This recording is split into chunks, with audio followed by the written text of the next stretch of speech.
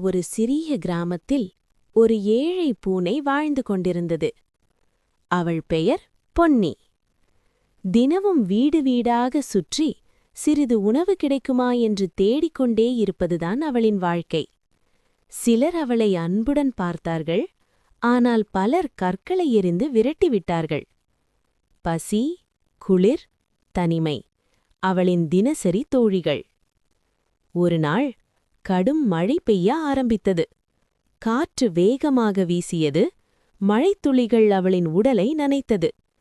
நடுங்கிக் கொண்டே ஒரு சிறிய தேநீர் கடை முன்பு ஒளிந்து கொண்டாள். அந்த கடையின் முதிய உரிமையாளர் அவளை கவனித்தார். அவளின் கண்களிலிருந்த பயத்தையும் பசியையும் பார்த்தார். ஒரு சிறிய பாத்திரத்தில் சூடான பாலை ஊற்றி அவள் முன் வைத்து, "பசி இருக்குண்டா?" என்று மெதுவாக சொன்னார். பொன்னி முதலில் தயங்கினாள், பிறகு மெதுவாக பாலை குடிக்க ஆரம்பித்தாள்.